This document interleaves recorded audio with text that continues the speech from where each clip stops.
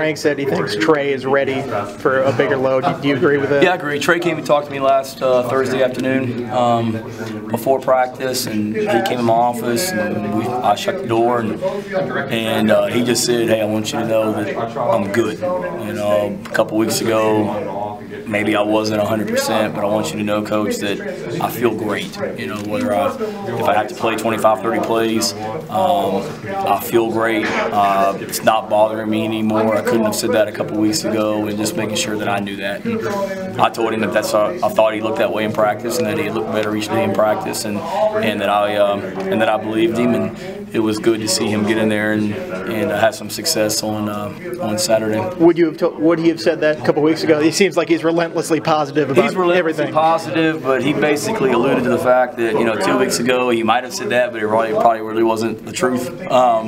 Convincing himself maybe, but I thought each week in practice for the last few weeks he's looked better and better each week, in my opinion, in our opinion. You know, every night when we sit up there as an offensive staff at night watching the practice video, seems like every night a different coach was commenting on how good Trey looked. You know, Trey looks better. Trey looks really good there, and he did. And I believed him on Thursday and thought he showed it on Friday. And all you have to do is watch the kid cover kicks. I mean, he's an awesome kid. I mean, just watch him on kickoff coverage when he's been out there on the punt team, the way that he covers punts. He's a guy. He's a competitor. He's a warrior. And I told him on Thursday, and I meant it, that our football team is better when he's on the field in whatever capacity it is. He's just that kind of guy that makes everyone around him better, in my opinion. It seemed like in the second half there's a clear line in the sand of what you guys did offensively. What was that halftime discussion about, and how did that kind of go?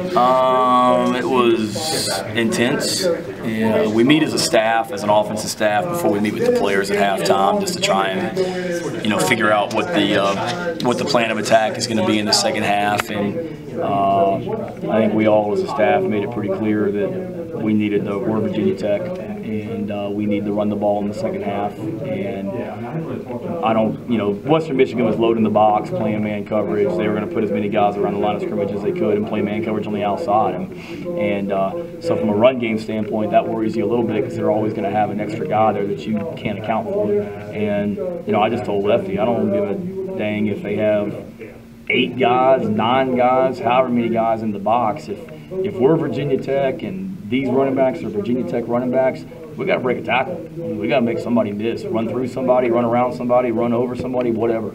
And I went in the locker room. I told the running backs that we're going to run the football in the second half. I told Lefty that I don't care how many guys are up around the line of scrimmage, make them miss and win those battles. And the conversation was real brief with them. It was, don't make me a liar. And they went out there and they performed, and it was awesome to see. It looked like Virginia Tech football in the second half.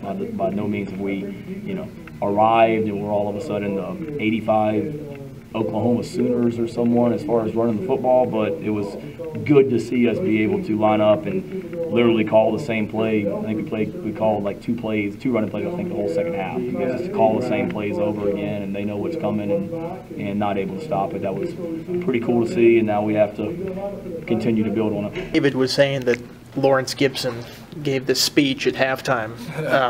What went into that speech? He's a quiet guy around us. I'm kind of curious what he's like around you guys. Yeah, he's a little different around us, of course. He doesn't want to say the wrong thing, but at halftime he kind of got a little fired up, and we all kind of followed in suit. And he was just like, put your head down and run the explicit word ball, and do what you can. I mean, every day we break out to just being tough and everything like that.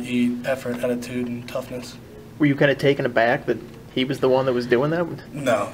Like I said, Lawrence is a lot different around us than he is you guys, especially the offensive line. I guess he's kind of the same way against the other defensive linemen. I mean, they don't really mess with him. But, he's just like a big brother to us.